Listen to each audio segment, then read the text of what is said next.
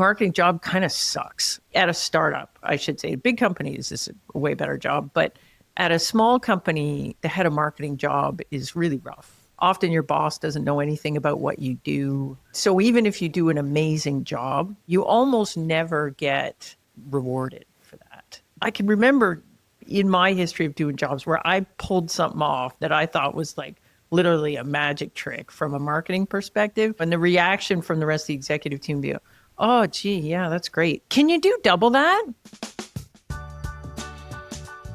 That's my guest today, April Dunford. If you work in marketing, you know what a treat this is to have April on the show. She's the real deal. Former VP of marketing turned consultant, globally recognized as an expert in product marketing and product positioning. She's written multiple books on those topics. She's a keynote speaker globally on those topics. And she came on the show to share some of these speed bumps and adversity in her career.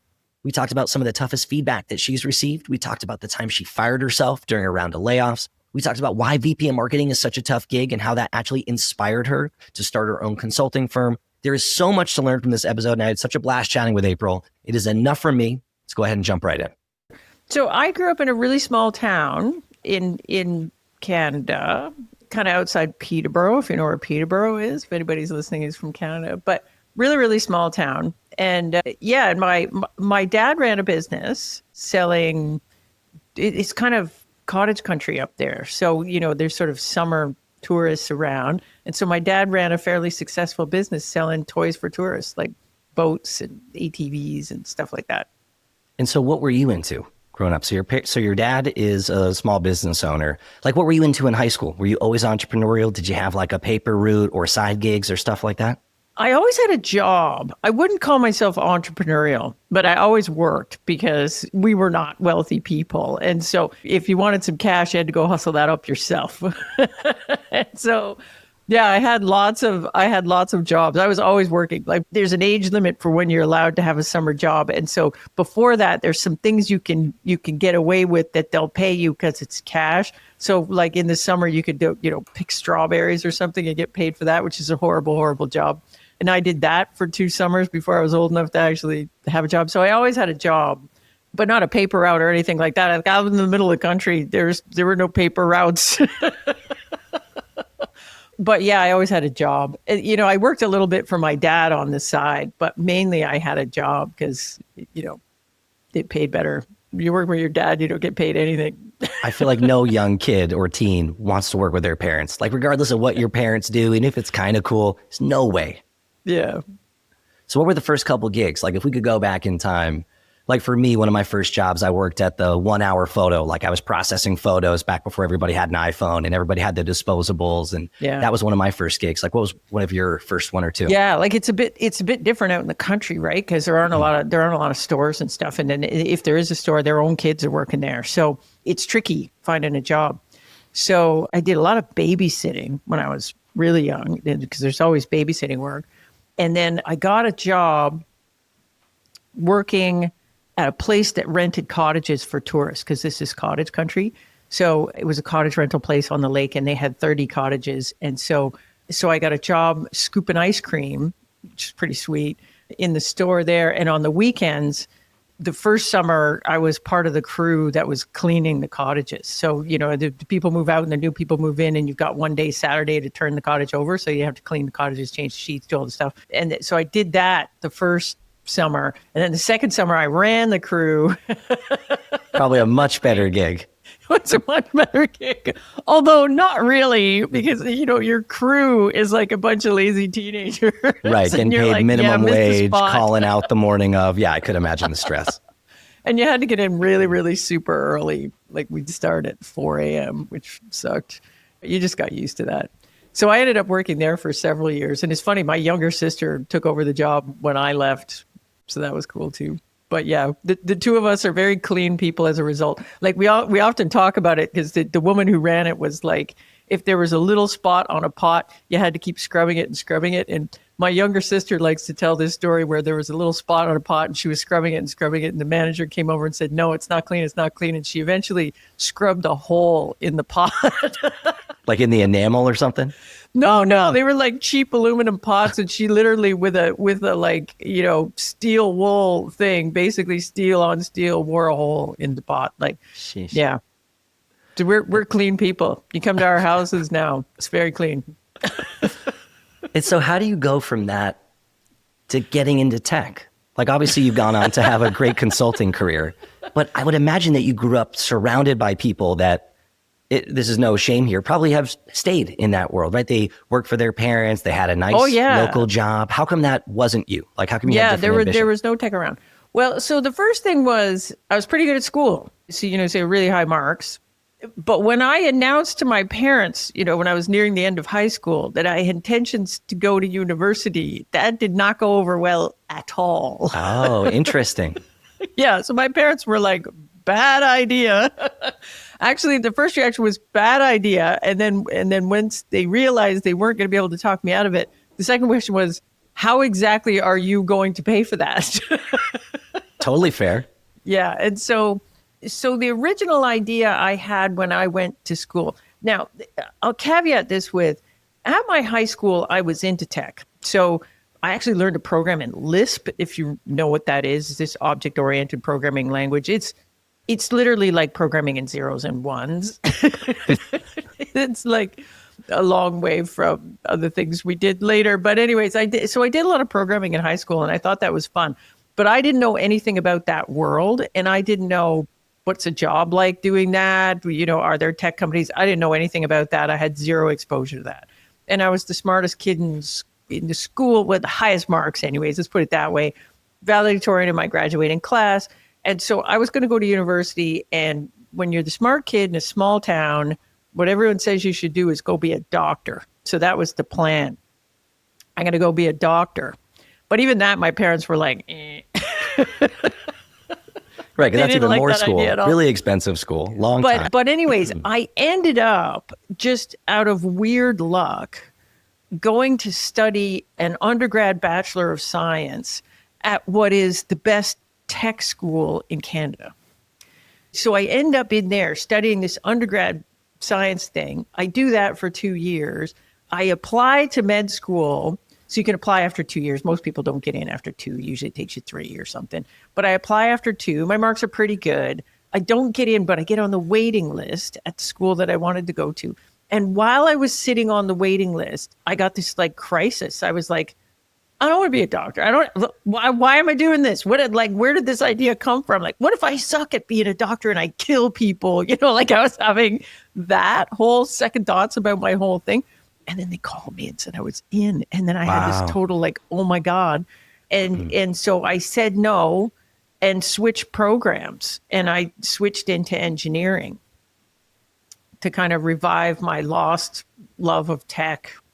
And so I ended up in engineering. And so I did systems design engineering. And that's how I ended up in tech. So I did the big switch to that. When I finished school, I landed a job at a startup. And it happened to be a product marketing job. That's really interesting that even with an engineering degree, they hire, startups, right? It's like you get hired for one thing, end up doing a million other things anyways. But it's just interesting that they didn't hire you for an engineering role. They hired you for a marketing role. Well, so that was not unusual back then. Okay. At all. Like everybody in the entire company had an engineering or computer science degree. And we ended up getting acquired by quite a big company with 8,000 employees in California. And same thing over there. Like if you studied marketing back then, you went and got a job at Procter & Gamble or Amex. Like it was all consumer goods. So people weren't getting taught B2B marketing and certainly nothing relevant to tech.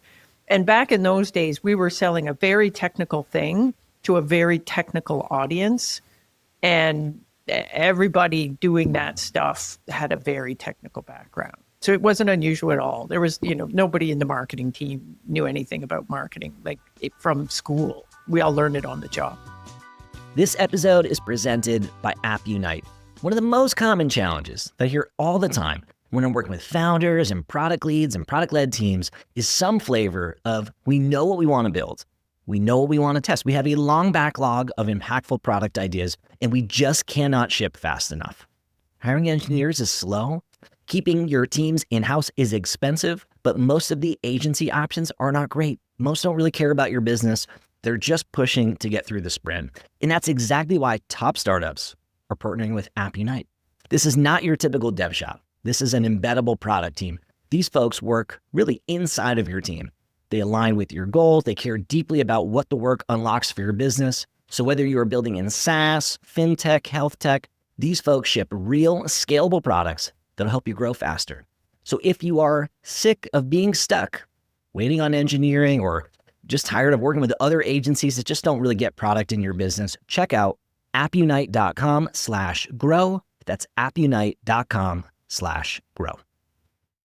If you lead a growth or product team, I promise you're going to want to hear this. Full Story, which has been one of the core tools consistently in my tech stack over the last 10 years, just built a couple new products. They've got Story AI and Workforce I'm excited to tell you about, and they are quietly becoming a powerhouse for anybody who's building digital experiences. I'll explain what that means and why it matters. So Full Story helps you capture what users do, the behavior that people take on your website or inside of your product, things like where they click, where they copy, where they might rage click, where they zoom in, where they zoom out, all that good stuff. And they help turn that into insights that you and your team can use to make decisions and scope out projects and experiments. And this is kind of the core product that my team used on a weekly basis over the last 10 years. So now they have a new product called Story AI, which is AI. It doesn't just spit out reports. It actually analyzes all of your behavior, and then it flags friction, services patterns, and it gives you recommendations before you even know there's an opportunity or there's a problem, which sounds amazing. And they've got another new product called Workforce, where you can finally see some of the tools your internal teams are actually using and where their workflows are getting stuck and flags. So you can cut out some of the wasted spend and help them move faster. Full Story is now behavioral data that helps you build better experiences, both for your users and your customers and your internal employees.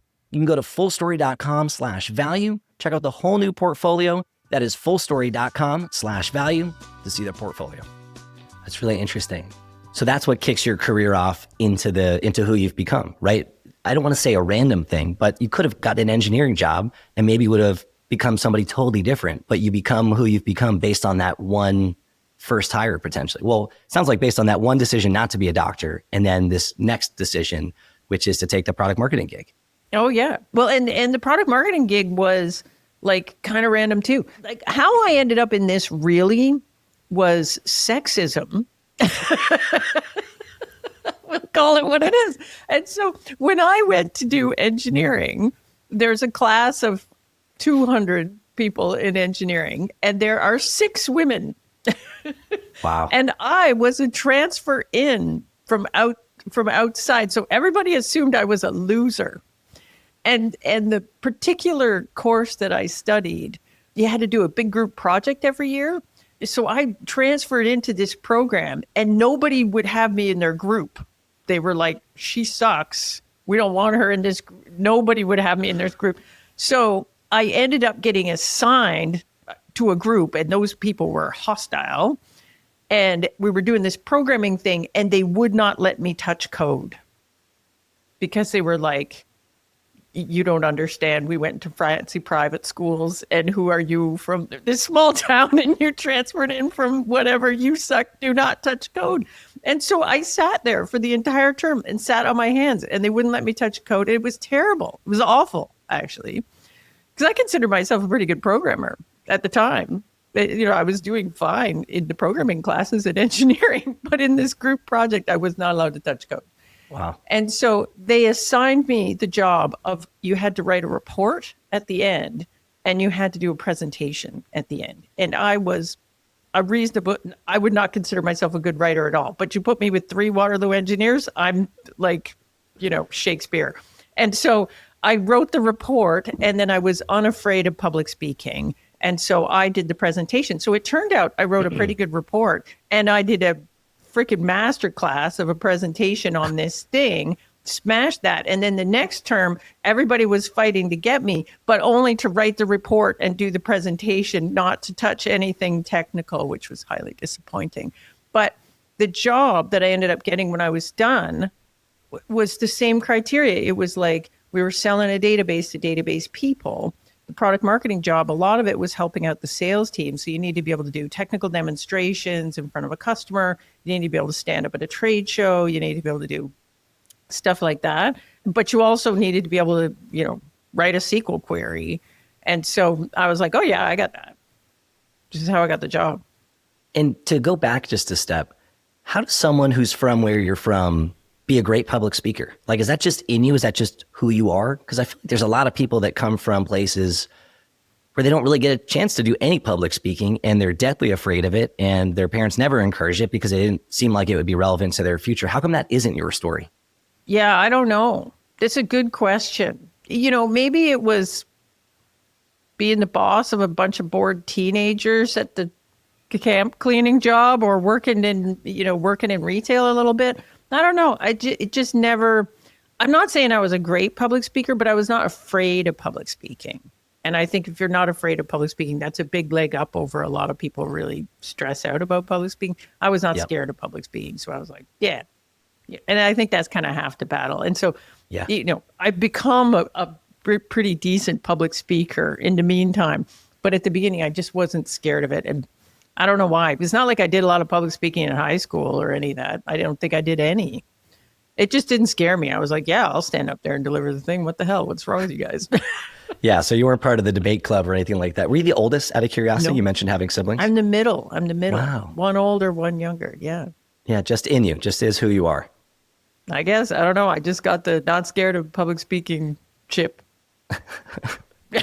So you go on to have a very impressive, at least from the outside looking at, a very impressive career as a marketer, and then now as a consultant and keynote speaker and as an author.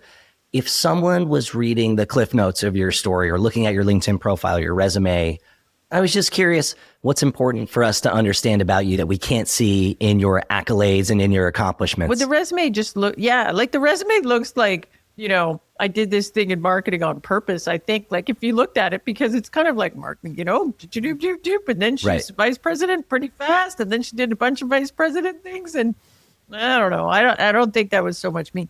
I actually, my original career goal was to have a senior executive job at a very big company, which I did do eventually, and then I was like, okay, now what am I going to do? But that's just work.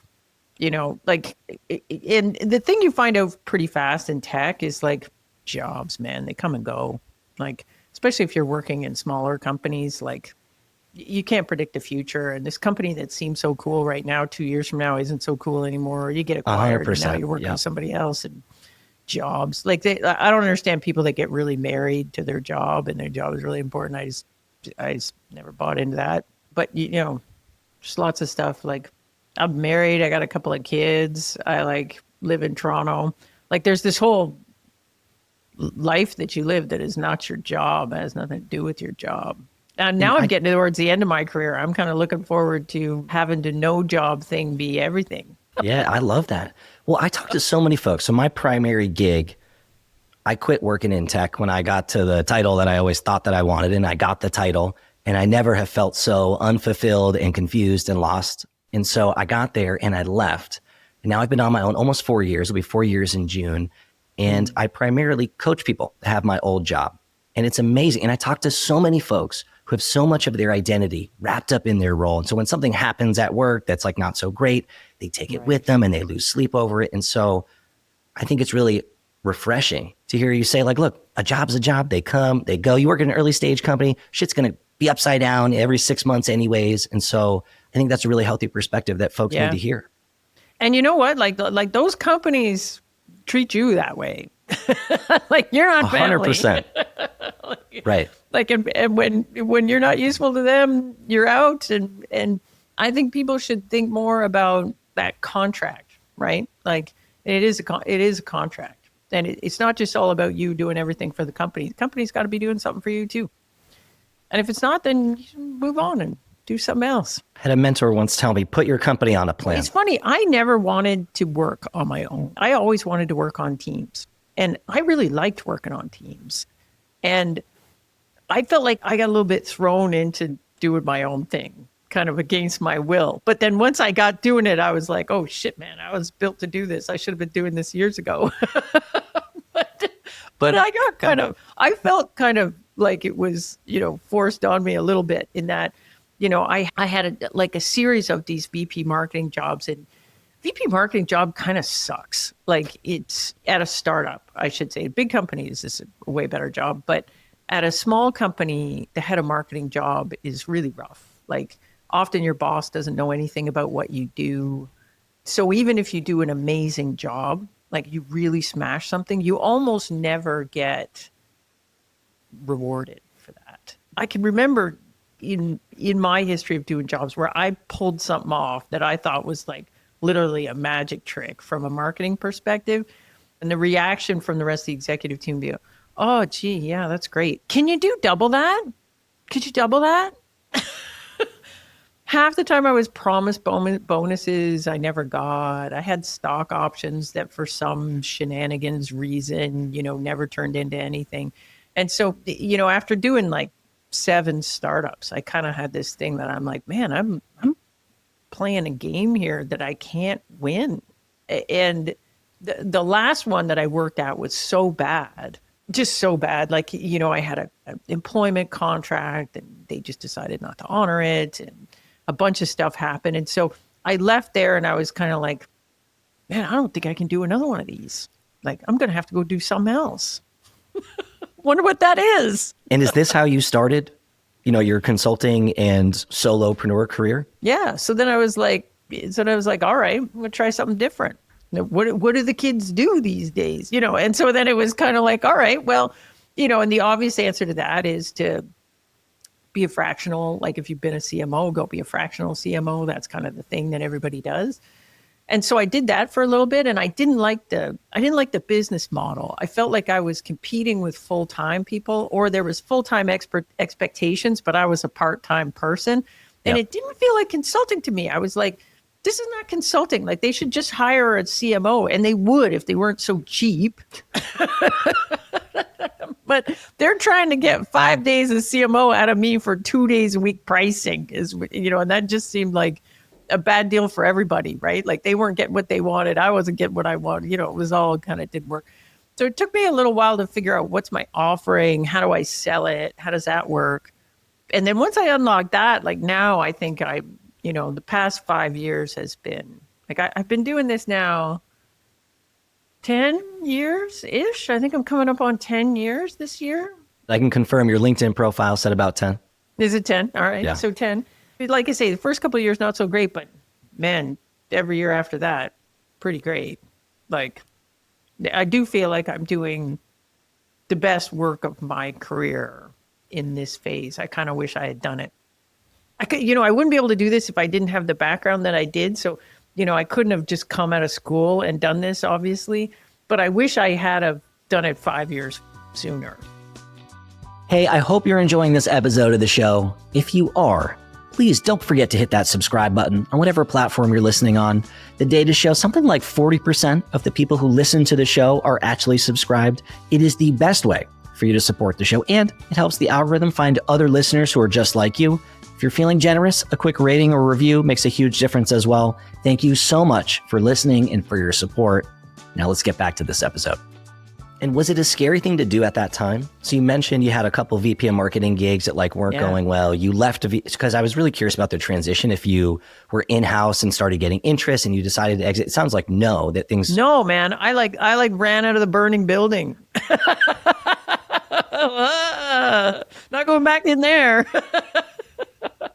Yeah, no. And it was so bad that it was a door slammer. It was just like, I'm not doing that stupid thing anymore. I was all mad.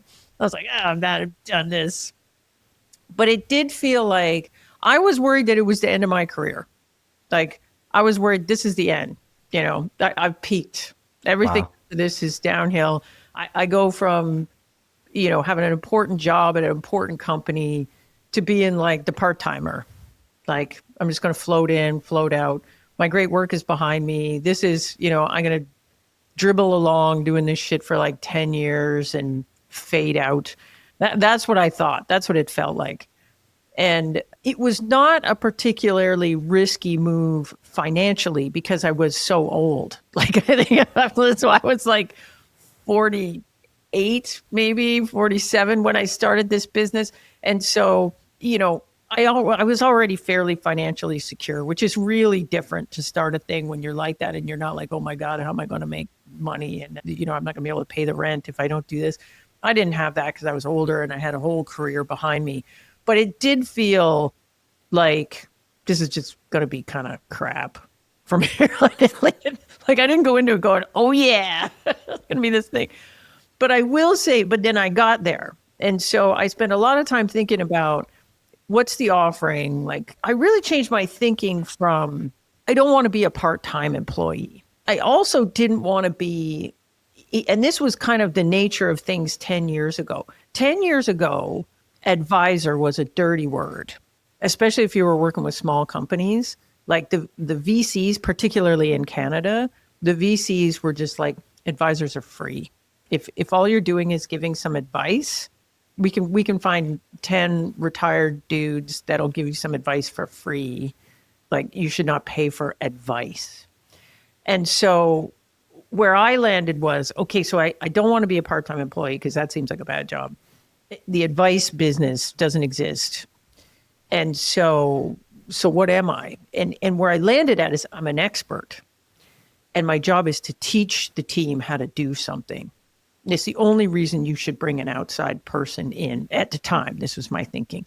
The only reason you bring the outside person in is there's this narrowly focused thing that no one on your team could possibly be an expert at because you only do it once or twice in the history of a company. There's this narrowly focused thing that you bring the expert that's done it 300 times that can come in and do this thing and teach you how to do it.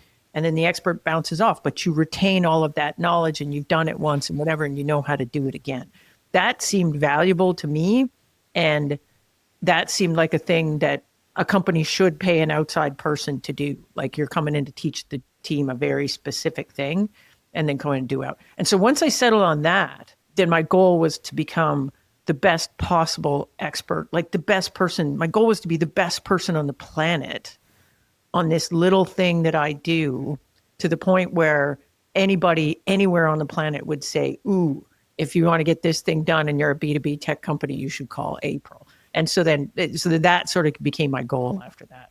I love that. And during those early days, did you have a backup plan? You mentioned that you got off to a slow start. It wasn't like things were epic at first. No, the backup plan was I was going to go work for another jerk at some stupid little startup. And like, I don't know what I was going to do. There was no backup plan because I felt like I'd really slammed that door.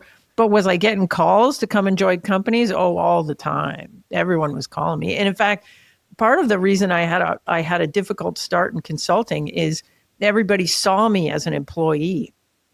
And so if they called me, they were trying to help me. And then they were trying to hire me. And then I was trying to do this pivot to, no, I don't do that anymore. I do this other thing. Maybe you want to, maybe you want to pay me some money for this other thing. And people were like, but can't we just, and I'm sure the first handful of companies that I worked with, agreed to work with me with the idea that they would convince me to come and work full time if I just hung around them long enough. But yeah, there was no backup plan. It was like this, or, I guess the backup plan was I just go back to doing the thing before, but I was really not.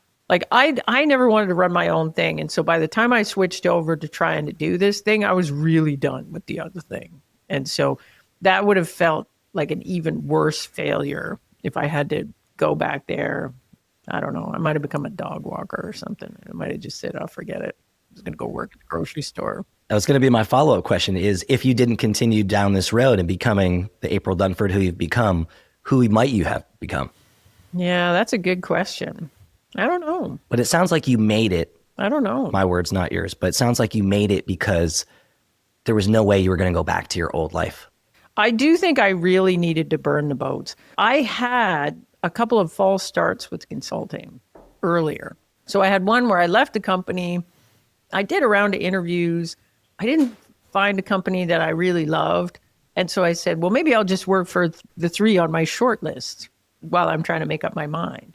And so again, it was more like fractional stuff. So I had a couple of false starts with it, but every time I just turned around and went back in-house because I couldn't picture myself doing that as my job for like long term. Because like I say, I think this fractional thing is not an awesome job. So I did that for a little bit and I thought, oh, this sucks. I really don't want to do this. And then, the minute a good company crossed my path, I'm like, okay, there's my exit. But the last one was so bad that I was like, no, yeah, bro, we're done doing this. We don't do this anymore. I think you need that. Even in my own travel. So I've been on my own for 4 years. when I meet folks who have recently exited their full-time gig and are building out potentially their consulting or advising or fractional, whatever it is, and they say, yeah, I'm going to see how it goes. See if I can make it. If I can't, I'll go back in-house. And when they say that to me, I'm like, well, you're going to be back in-house in a year because you got to really want it. You'll be back in-house? For sure you will. Yeah, you got to really want it. And I agree. You got to burn the bridges, burn the boats on the way out. For sure. I think it was important for me. Like again, I had dipped my toe in there a couple of times, but the last one was so bad, it kind of sustained me through the first 2 years of everything being really rough, trying to figure out what it was. I'd have never got to the cool year 3 if I wasn't like, look about going, my plan B is way worse than this. And so in your gig today, for what you get to do, I'm going to assume people pay you a lot of money for your experience and your expertise and your frameworks and all that stuff. And probably by the time you get to go work with their team, they've been thinking about that day and that session for a long time. So I'm curious for you, if you ever have days where you've got a big day and there's sort of a lot riding from the company's perspective, but you just don't feel like you've got it that day. So I'm wondering if that ever happens to you. And if so, if you have any rituals so that you can bring it out of you, even if you're not feeling it. Oh, that's a good question. I had a lot more of that in the first few years when I had landed on the model. I was still learning a lot about how to deliver it and how to manage a group through the process and how to set expectations properly. I was learning a lot about how to qualify or disqualify a prospect. I think the smartest thing I've learned on this whole journey is how to make sure that you don't do a bad client and just don't sign them up in the first place. Because there's some people that you just can't help. And the best thing to do is just don't even try. Just disqualify them. And so look for the signs of that and disqualify them. So I certainly had ones at the beginning where I was like, you walk it into the session going, I don't know if this is going to work, man. I hope so. But I don't know. But I don't have any rituals or anything like that. I tend to just like put my head down and just go through it. And then, back then, occasionally you'd get a bad one, and you'd come out and I'd always do the, okay, how do we make sure we never have that again? What were the signs that I missed earlier? Or what could I have done to avoid this? And how do I change the model and the process? Because my goal was to like smash everyone. Now, of course, you're not going to smash everyone 100% of the time, but I'll tell you, I recently had a bad one, and we could talk about what was bad about it. But I recently had a bad one, which, and even looking back at it, there were a couple of signs that maybe there was something funky about this company, but I probably still would have done it, given that, the reasons that I chose to do it. But that was the first one in, maybe 3 years, 3.5 years that I walked out of one and I didn't think I smashed it. And I was like, that's not bad, April. Can't win them all.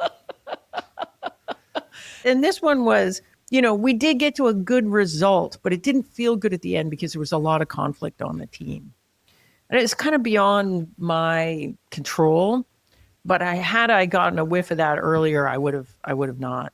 And is that what made it not a good one? Like it just didn't feel good in the moment? Well, there's political stuff. So sometimes what you get in a really big company is, like in a small company, I generally get brought in by the CEO. So the CEO recognizes that there's a problem to fix. We have a conversation about that. And then the CEO kind of gets everybody in line and says, look, this person's coming in, we're going to do this thing, and we're going to fix this problem. Here's why this person is here. And so everybody's just, yep, okay, we're doing the thing. I don't kind of have to convince every individual person. That's sort of the job of the CEO that brings me in, to sort of make sure everybody understands. And we have a conversation about it at the beginning. Sometimes we do a pre-session. Often the CEO sets the stage on the first day. This is why we're doing this, all this stuff. But sometimes when you get a big company, there's the hierarchy and then there's the secret hierarchy. And so in a very, very big matrixed organization, and I know this having worked at IBM, in a very big matrixed organization, sometimes you'll have this person that looks like the boss and everybody reports to the boss. But in fact, nobody actually gives a crap what the boss has to say because they have some kind of arrangement with the boss's boss or some other person. and they're actually politically aligned with that person. And so you walk into this political trap where they're actually trying to undermine the boss. And the best way to undermine the boss is to come in and make sure this thing that the boss wanted everybody to do is a failure.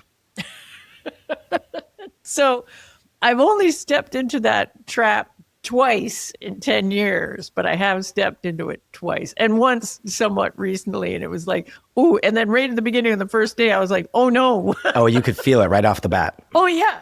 Oh yeah. Right off the bat, there was a very senior person sitting at the front with his arms crossed like this and went, we have that already. We have that already. No, we've already done that. No, we have all of this. And then that senior person going, no, we don't. That's why we're doing this thing. And then those two were at it, and you're like, oh no. And so what goes through your head when you're in a session like that and you see it going on? It's at the beginning of the session. I don't know how many days you've got with them, but you know what it is off the jump. What goes through your mind? Yeah. Like what you're trying to do is salvage as much as you can, because it's too late, right? It's too late to, again, my preference is to try to screen for all this stuff and let's not even get started. Yeah.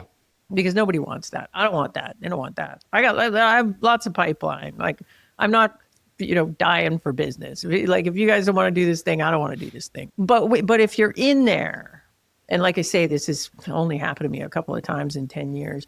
But if you're in there, my duty is to the person that hired me, which is the senior person in the room that is really trying to get a good result.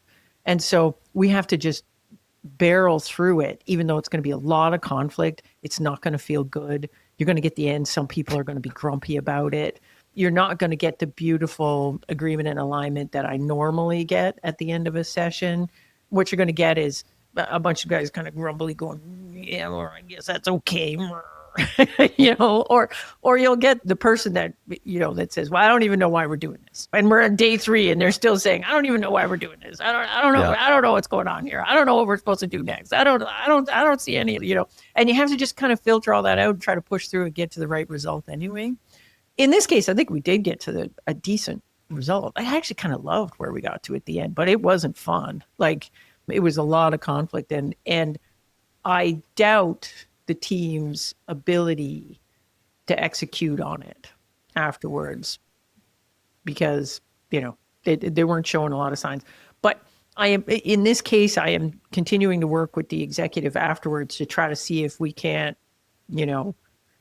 wiggle this thing along as much as we can afterwards. And so I think something's good is going to come out of it. But some of these things, are just not going to go your way. And it's disappointing to me. Like I care a lot about the work. Like the quality of the work. And when we get to the end and I don't think it's the best thing we could have done, I'm disappointed. But I try to get to the end and say, well, April, you did everything you could. I love asking folks about feedback. You ever gotten tough feedback, either in one of those sessions or I guess now as you're on your own, or even kind of going back into your former life when you were in-house? I don't think anybody's been as tough on me as I've been on myself, to be honest. And so most of the time when I'm getting feedback on stuff, it's not that I don't care or I don't want the feedback, but it's rarely come as a surprise to me. I felt like it's like, like I'm like, yeah, buddy, clearly I got a problem with that. It's been a bit of that. Occasionally I'd get one that was a little surprising. So, I had worked in startups for a long time and then I got this job at IBM and I got promoted. And so I'm like an exec at one point. And in a really big company like that, your job as an executive is quite different than it is at a startup. Like at a startup, your job as an executive is, you got to be the boss. So you got to set the direction so that everybody knows where to go. You got to assemble the right team to get that going. You got to make sure everybody's rowing in the same direction and you're trying to eliminate the roadblocks for your team and all that kind of stuff. But you also have a big pile of stuff that you have to be elbows deep in. And there's a bunch of things that you're doing because you don't have anybody on the team senior enough to get it done. So you have your own list of like actual hands-on work. When you get at a company like IBM, that's not true at all. Like, because your teams are so big, you actually don't have the cycles to do that. And if you're trying to do that, that's called being a bad boss. And so at one point, my boss cornered me and he said, hey, bro, what are you doing? And I was working on something. And I said, oh, I'm doing whatever. And he says, why are you doing that? And I said, well, because just needs to get done, whatever. And he's like, he gave me this thing. He like squinted his eyes at me. He said, April, like, is that what you want to be? You want to be a doobie? He had this name for it, like a doobie. And I'd never heard that. I was like, what's a doobie? And he says, like a person that does stuff. Or do you want to be an executive? Like, this is very anti-startup. Like, if you tried to say that in a startup, people would be like, woof. But at a place like IBM, it's kind of the job. Like, my job is to work all the politics so I get budget and headcount. My job is to work all the politics to eliminate the roadblocks for my team. My job is to make sure that everybody understands what my team is doing up, down, sideways, all around, so that we don't get blocked with some stupid political thing and all of that. And so, yeah, that was surprising feedback for me. I was like, whoa, okay, message received. I shall commence doing nothing except the executive stuff, which consisted of a lot of political finagling, which I was never great at. I was going to ask, if that was in line with your ambition at that point, and if so, what changes after that? I mean, some people really love that stuff. Like when you like the intrigue of it, like some people, the people that are very successful in very big companies, they're successful because they kind of like that part. I mean, they don't want that to be their whole job. I don't think anybody does, but I think some people kind of like the little puzzle, unlocking the little political puzzle, and they think that's fun. Not me, man. I work with a ton of folks who are at this inflection where maybe they recently got promoted to a leadership role, or they've been in a leadership role, but the company is scaling in such a way that they've been kind of what you were. Like, they've been the player coach, they've still been maybe the best doer on their team, and then they're kind of also managing the team. And at some point, it just all breaks. Where they're just so overloaded and overwhelmed, but they haven't really learned the skill of delegation yet because they're still doing so much stuff, and they put a lot of their value with the doing, the doobie. I like that expression. What would be your advice to someone listening, kind of nodding along, being like, fuck, I'm in the middle of that right now. What do I do? Well, I'll tell you a few things. Like, one is, like, we're terrible in tech at actually training people. Outside of sales. Sales gets a lot of training for some reason, and nobody else does. In startups, the startups want to hire an executive that is already fully formed. There is absolutely no intention that anybody's going to get any training. And so one of the things that I thought IBM did well was I got a ton of management training, and I learned a lot in that management training, like how to be a better boss, how to build a team better, how to deal with conflict, how to deal with stuff going on in the team. And so I think a lot of people get to a certain level and they never had any training. Like, how are they supposed to figure it out? And they're inside these companies where their managers have terrible habits and they didn't have any training either. So now you're trying to model off people you should not be modeling off of. So if you want to actually be the executive and that's where you want to be and you want to thrive in that role, if your company's not giving you training, you're going to have to go get it on your own. That would be my advice. Because management science is a discipline. Like, we know a lot about what works and doesn't work and how to be a good manager and how to manage up and down and sideways and, how to exert influence when you don't have any authority and all that stuff. Like, this is actually something that's been studied a lot in universities. And so it's a skill that you can go learn. Just for some reason in tech, we've decided we're not going to teach anybody any of those skills. They're going to just figure it out, which I think is dumb. It's basically what my whole second act has been, helping people learn those skills, because nobody taught me. And I learned most of them by fucking it up and having it feel really bad or getting some feedback that knocked me off my horse. And I thought, well, it's me. I don't know how to do this. And what's really cool is you worked at IBM, which is Andy Grove, right? How high output management, probably the number one or maybe top 3 management books of all time came from IBM, right? So he was right in-house. You got to learn some of that probably by osmosis. It's really cool. Yeah. I mean, big companies do this. Like, the reality is at a place like IBM, it's so political that you couldn't come in from the outside at a very senior level and survive.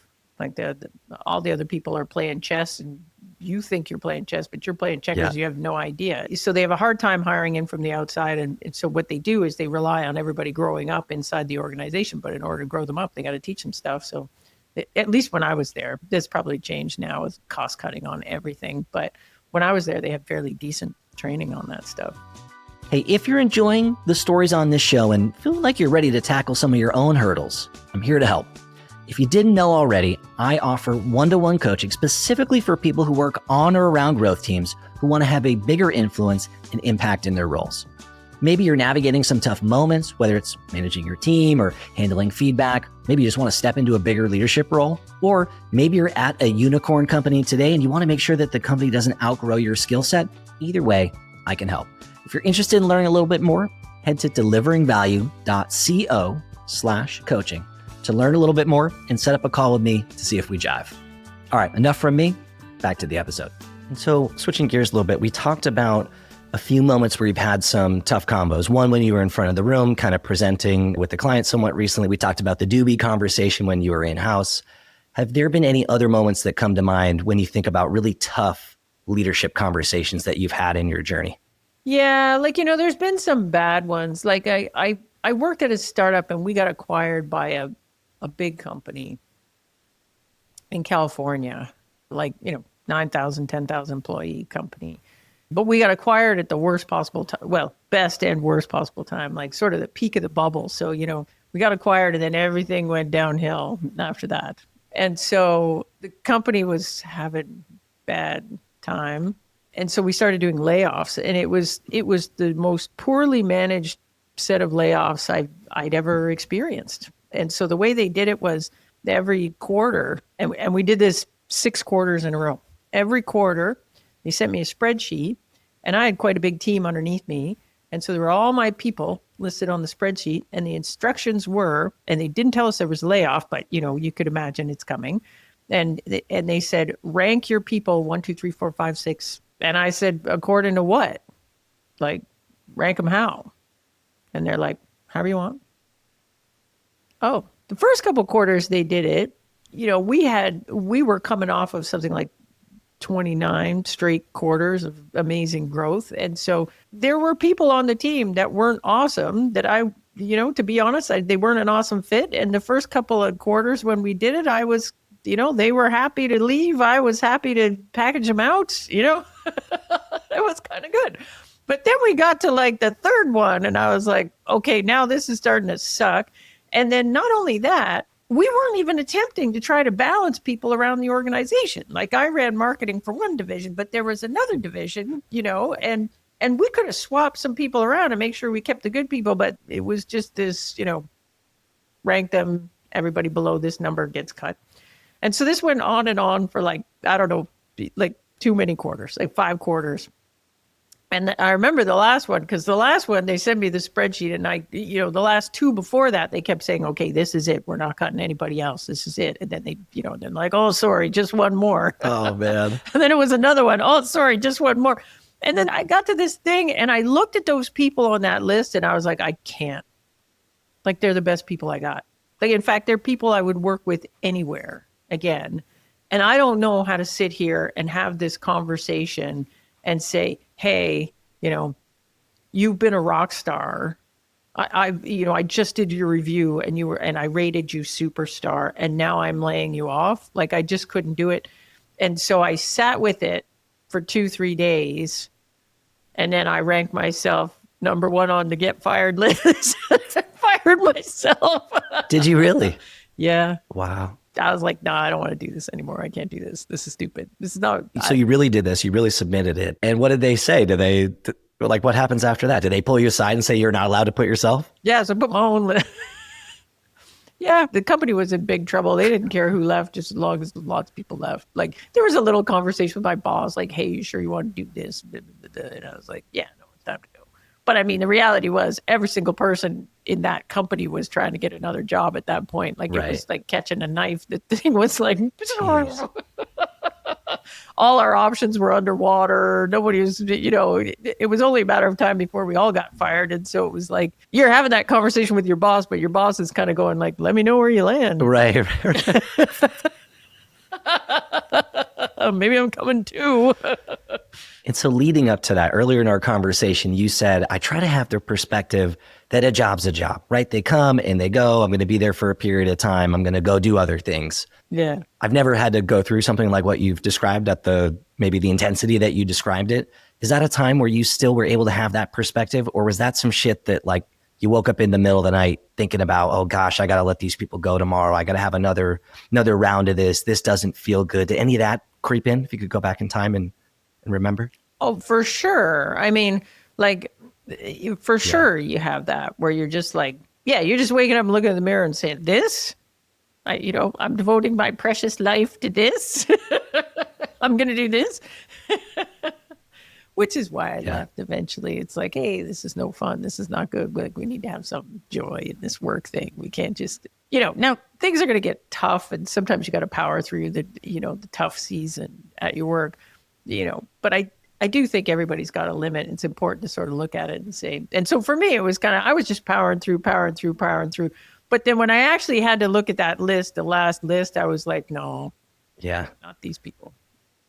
I mean, they get fired anyway. Right, but I don't want to be the one. Didn't matter. I just couldn't be the one doing it. I was like, somebody else can fire these people, but not me.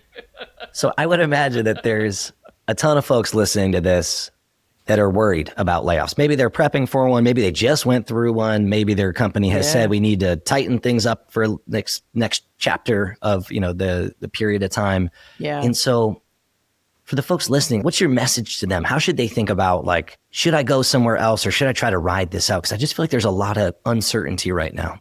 Yeah.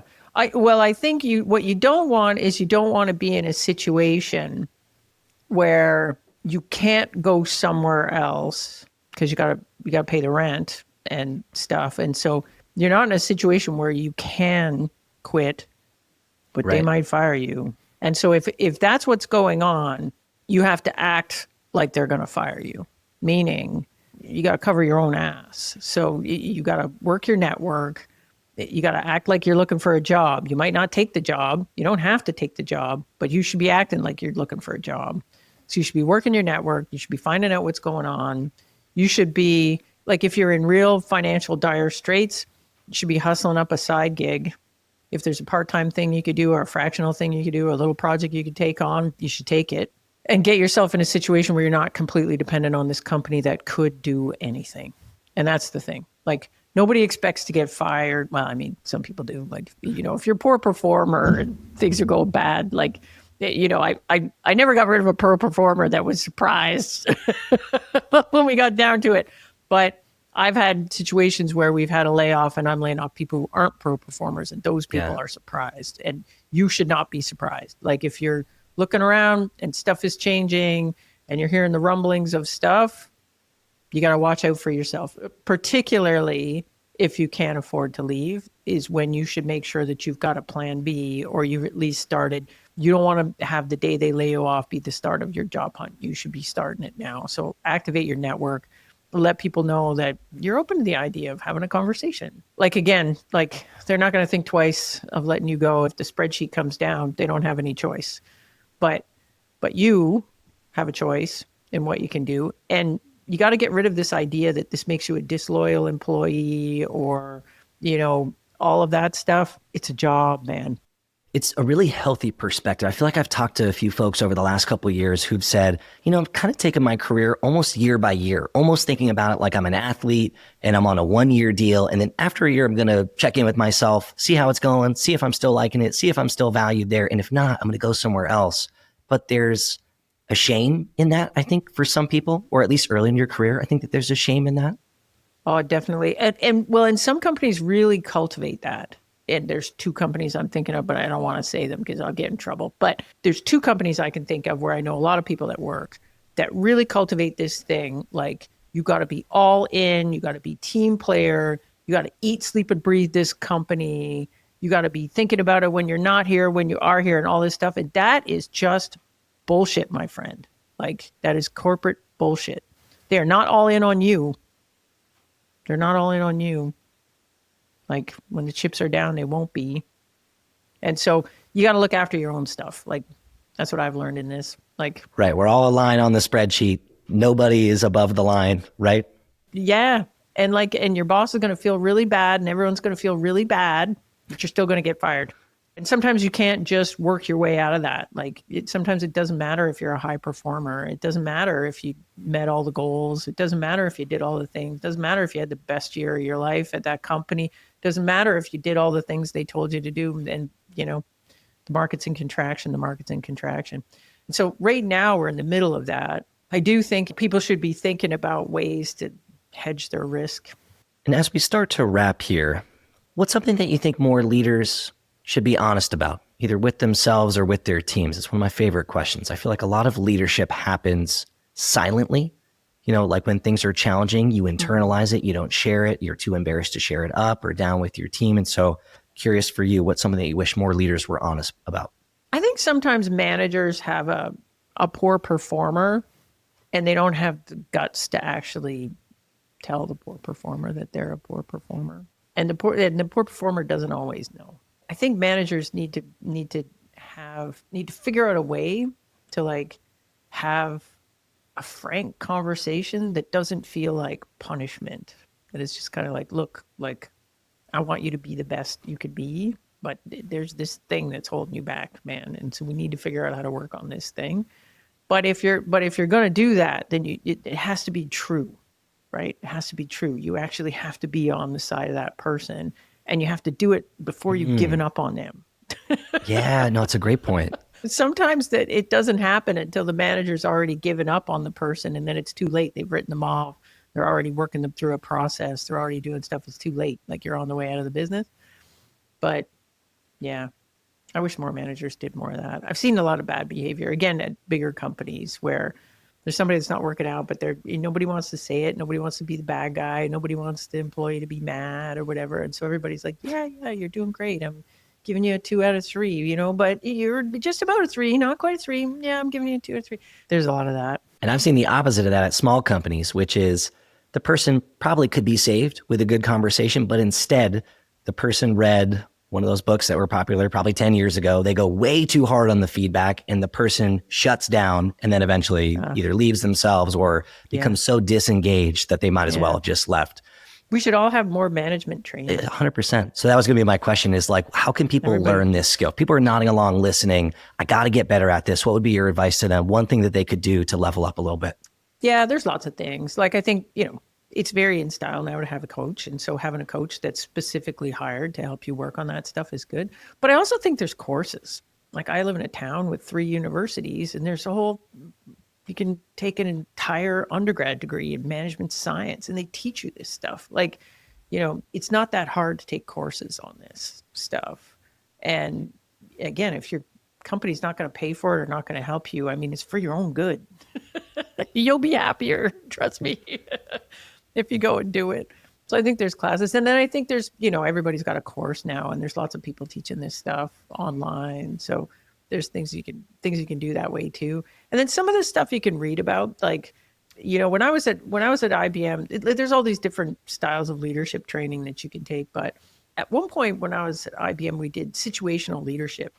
And there's a really good book on that, which I forget the name of it, but they made us all read this book. And then we did the big course. And I really felt like, man, I could have just read the book and got rolling with that. Like I just didn't understand any of the concepts until I understood. But once I understood the concepts, it wasn't all that hard to put it into action. So I do think there's a lot of value in reading a good management book once in a while, how to be a better manager. There's got to be an actionable one. Like situational leadership stuff was really good. I learned a lot from that one. Yeah, right. It's a new skill set. It's got frameworks, tactics, theory. But for whatever reason, we undervalue it, or at least I feel like I have undervalued it and speak with a lot of folks who have undervalued it. And instead, we value a lot of like the technical know-how and the technical acumen, the technical skill set. And so if you're going to be managing and leading people, you got to work on the skill set. Yeah. Like the one thing I see, like I've had this conversation a lot with people that are in marketing roles. The thing that's going to kill you as the vice president of marketing or the CMO is that's going to make you successful or kill you is your ability to manage your boss. That's it right there. And not everybody gets that at the beginning. They think I'm supposed to be managing my people, but my boss just has my back, right? It's like, your boss doesn't know what you do. Your boss has no clue what you do. And you're doing a whole bunch of things. And if the boss doesn't understand it, then they're not going to be happy. And so you have to actually spend a lot of time managing up in a senior marketing role, like way more than I think you do in other parts of the business. Like, I don't think the folks in development have to spend nearly as much time managing up.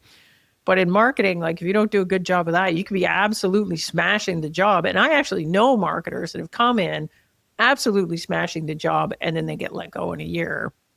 And they're like, what the hell? Like, I hit all my numbers, I did all my stuff or whatever. Dude fires me anyway. What happened there? And it's like, when you dig into it, it's like, oh, we weren't quite managing up. Yeah. CEO didn't quite understand what was going on over there because they didn't understand it. They're like, okay, we can let this go.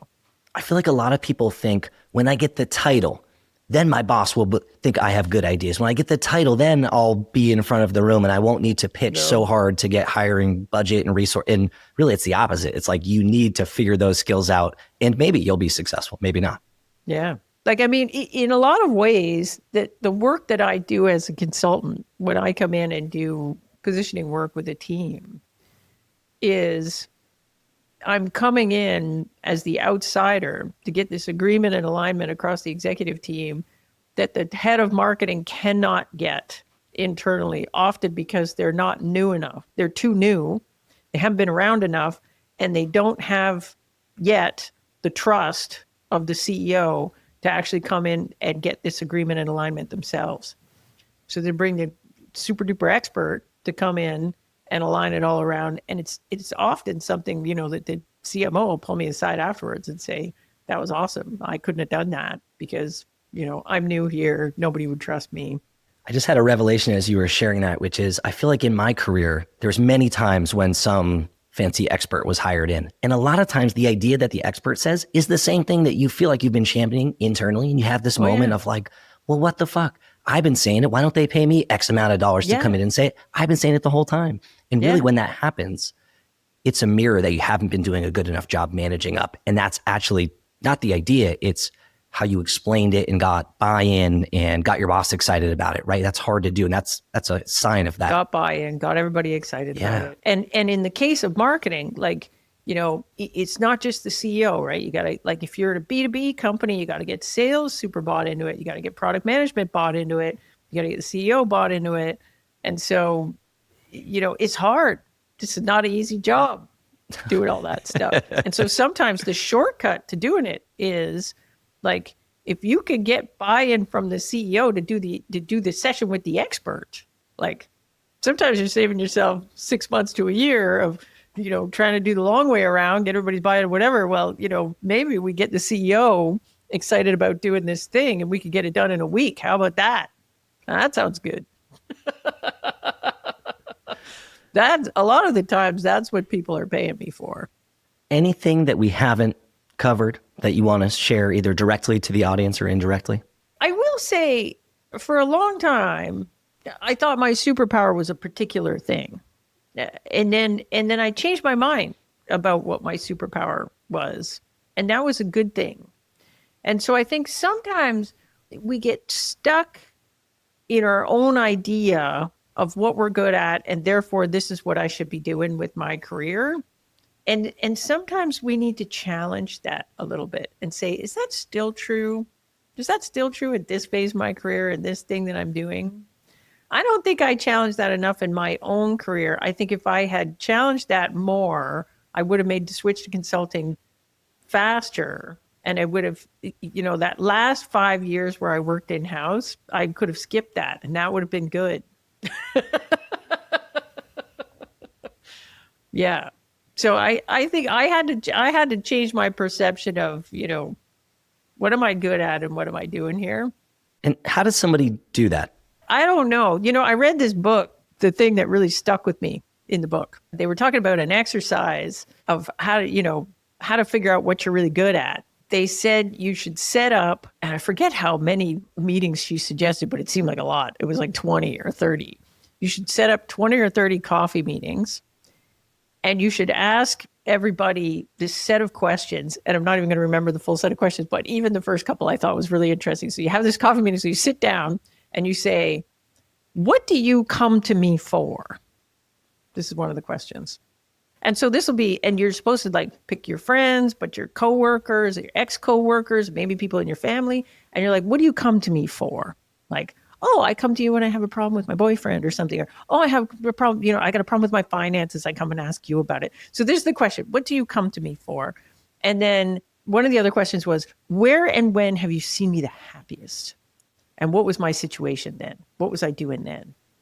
And so these are interesting conversations to have because you might not actually notice your happiest self in the way that your friends do. And so this idea of where are you doing your peak work and where are you actually, feeling the juice, you may not be self-aware on this thing in a way that your friends and family recognize in you. The other thing that the book was talking about was that sometimes you'll have a thing that you're good at, but you'll be kind of like, well, everybody's good at that. Like, that's not such a big deal. But all your friends are like, what are you talking about? Nobody's good at that. And you're amazing at that. Like, I think it's good to have this kind of like, check in with other people. If you're sitting in this, I don't know what I'm good at. I don't know what I want to do. Maybe I want to make a change or something like, I don't know what that is. Because it's interesting to have a check in with, your friends, people you used to work with or whatever, and say, and kind of ask them, what do you come to me for? Where do you see me the happiest? Where do you see me the most engaged? Like these kind of conversations. And people love telling you shit about yourself. Like my friend said, oh, nobody will have that meeting. I'm like, everybody has that meeting. Everybody comes to me like, let me tell you. Is the book The Big Leap by Gay Hendricks have like the fish on the cover, like the goldfish jump into the bigger goldfish tank? No, it's not. But maybe he has that thing. I was looking in my little ladder shelf in the back because I read that book within the last year, and some flavor of what you're sharing is sort of the sentiment of the book. Interesting. See, we should read books. That's the other thing. That's the other thing I'll tell everybody to do. Read books. Books are full of good ideas. People should read more books. I agree. Thank you for coming on and sharing your journey and some of the speed bumps and some of the lessons. For folks who aren't already following you, where should we send them? It's aprildunford.com, I guess. Like, if you're interested in my work really focuses on positioning. And so I've written a couple of books, and that's usually where people start with my work. But I've got a newsletter and a podcast. I'm not always good about putting out newsletters and podcasts, but when I do, it's quality. But if you go to aprildunford.com, you can find out where my newsletter is, where my podcast is, and all that stuff. We'll put links to all of it in the show notes below. Thank you so much. Okay, well, thanks for having me.